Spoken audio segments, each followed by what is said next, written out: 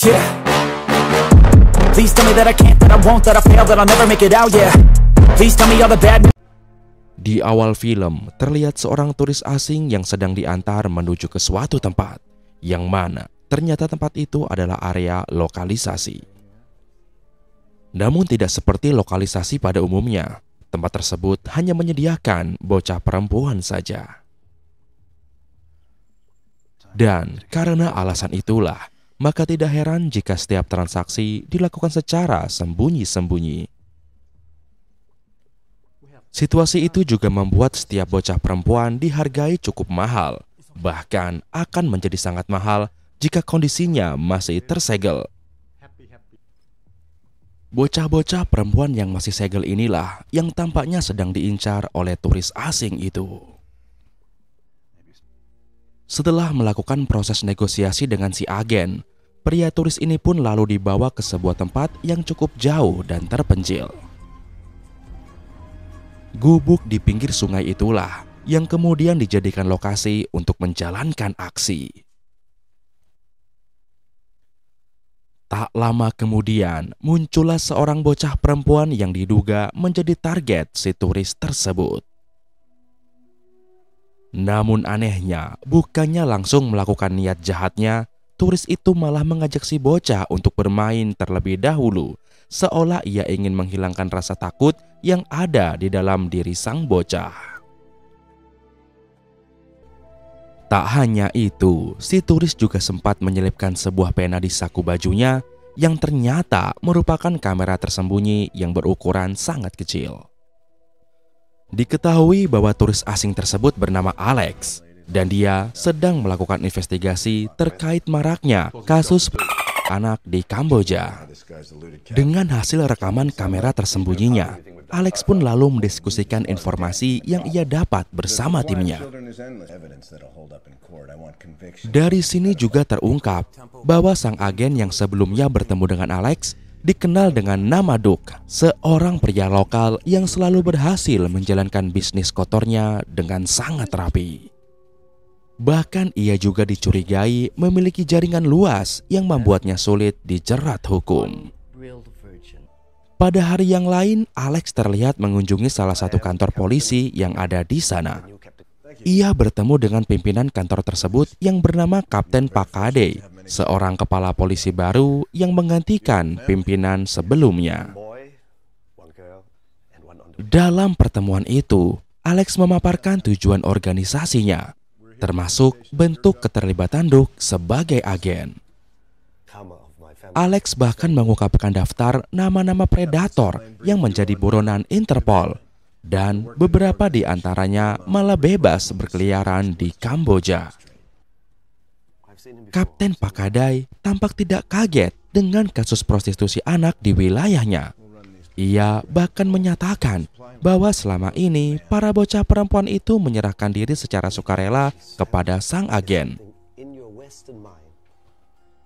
Hal itu dilakukan oleh bocah-bocah tersebut sebagai bentuk bakti kepada orang tua mereka yang terlilit hutang berat dan sulit melunasinya. Mendengar kenyataan itu, Alex pun mengakhiri pertemuan tersebut. Sementara Kapten Pakadai berjanji akan membantu Alex mengungkapkan kasus prostitusi anak di Kamboja.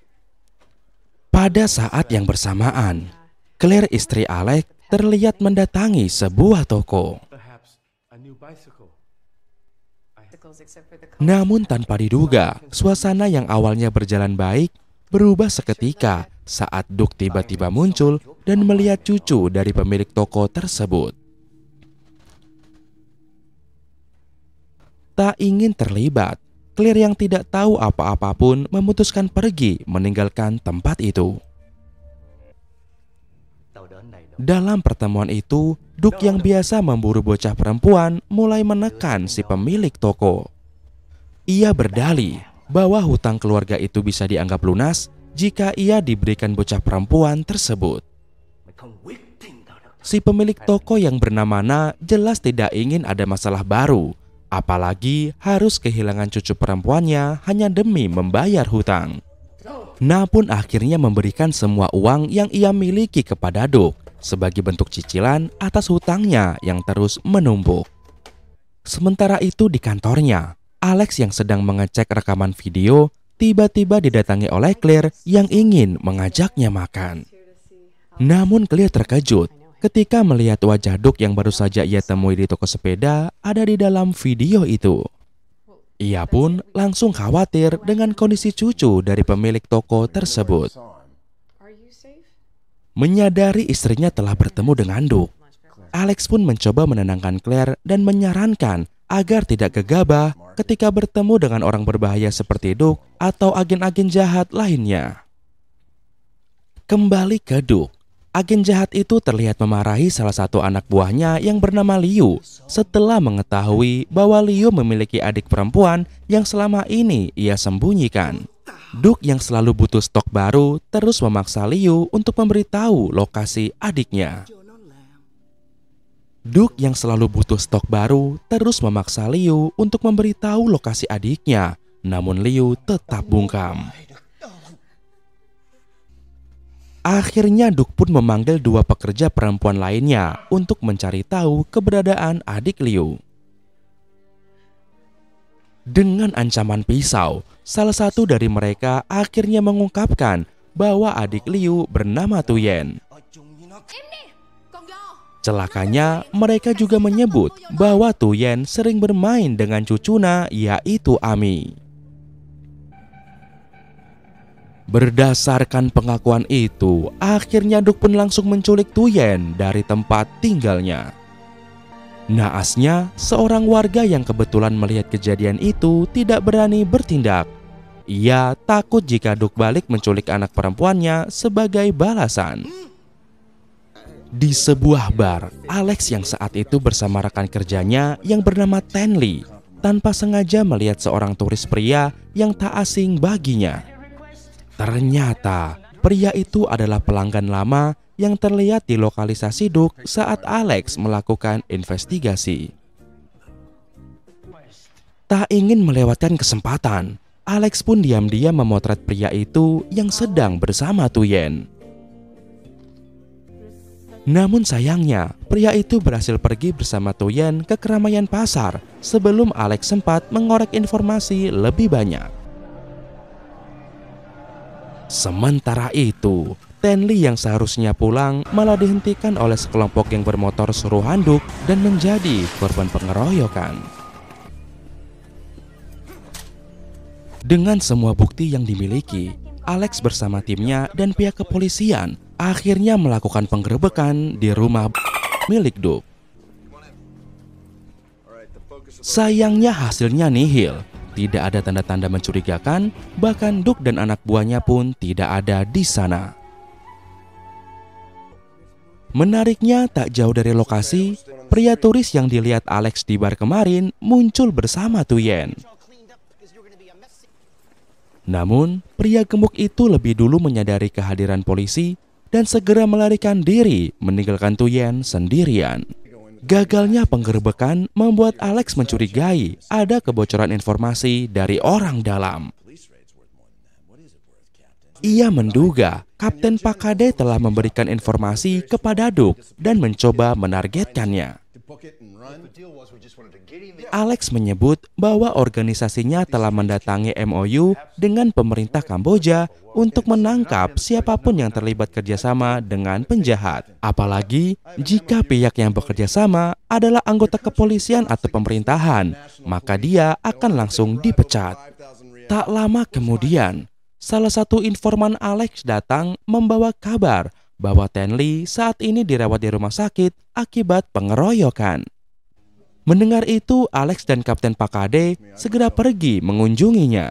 Di dalam perjalanan, akhirnya Kapten Pakade mengakui bahwa ia memang menjadi informan bagi Duke. Bahkan, ia juga melibatkan beberapa anak buahnya untuk ikut bekerja sama dengan agen jahat tersebut. Sementara itu di tempat lain, turis pria yang sempat membawa Tuyen menghubungi Duke. Di sini ia mengaku ketakutan setelah penggerebekan yang dilakukan oleh kepolisian. Pria yang diketahui bernama Malcolm itu merasa dirugikan karena Duke tidak bisa menjamin keamanannya saat bersama Tuyen. Karena hal itulah, ia pun menolak membayar uang jasa seperti yang dijanjikan sebelumnya. Namun anehnya, Malcolm justru membuat kesepakatan baru.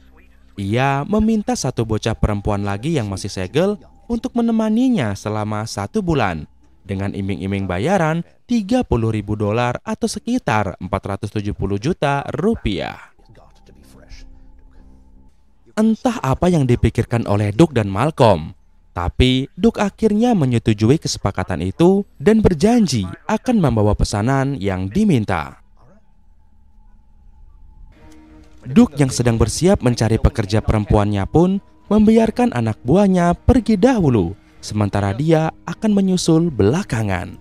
Beralih ke Claire, ia yang baru saja memperbaiki sepedanya kini pergi bersama Amy. Hal itu ia lakukan sebagai balas budi karena menolak diberi uang atas perbaikan sepeda tersebut. Mereka pun pergi ke Angkor Wat, lokasi wisata berupa candi yang sangat ingin dikunjungi Amy. Namun tanpa mereka sadari, Duke yang masih mengincar Amy ternyata membuntuti mereka. Setibanya di Angkor Wat, Claire dan Amy menuju ke salah satu candi yang tertinggi. Namun perhatian Claire tiba-tiba tertuju pada Duke yang ternyata sudah berada di bawah candi. Karena ketakutan, Claire pun segera menelpon Alex dan memberitahu keberadaan Duke. Menyadari bahaya yang mengancam istrinya, Alex pun segera menuju lokasi tersebut. Tak lama kemudian, Duke menghampiri Claire dan langsung mengarahkan bedilnya kepada Claire.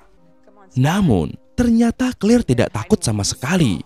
Ia malah menantang Duke untuk menembaknya, dengan alasan suara tembakan akan menarik perhatian banyak orang. Duke yang marah akhirnya menyerang Claire dengan pukulan dan tendangan. Namun kejahatan itu tidak berlangsung lama, karena tiba-tiba Alex pun datang tepat waktu. Dan tanpa basa-basi, mereka pun langsung berbaku hantam.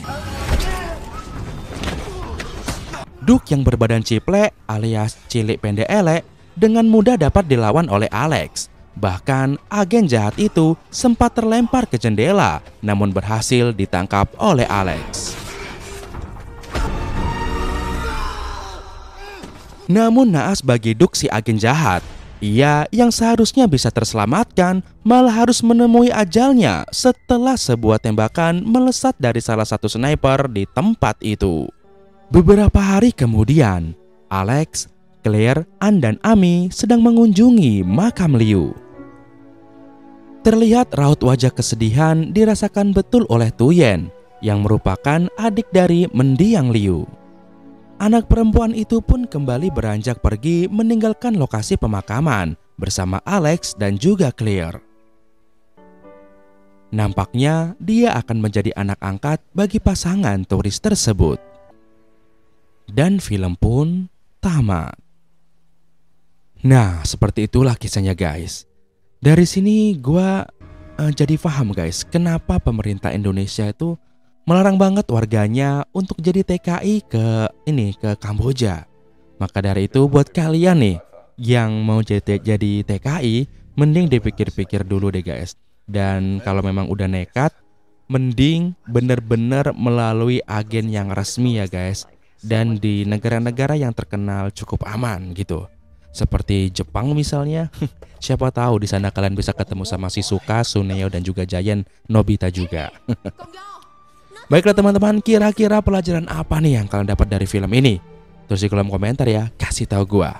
And then sepertinya sampai di sini dulu aja video kita kali ini. Terima kasih buat kalian yang sudah nonton sampai akhir, yang sudah ngasih like, yang sudah subscribe, apalagi yang sudah nyapa-nyapa gua lewat kolom komentar. Oke, masih bersama gua Ren. Akhir kata untuk menghemat kuota, sampai jumpa lagi di video sensasi tren berikutnya. Bye bye. Let's go. Yeah, I'm like an addict, do I gotta have it. I ain't even playing, got a really bad habit. If it moves, gotta grab it. Fuse like a magnet, lose, won't have it till I'm doomed in a casket.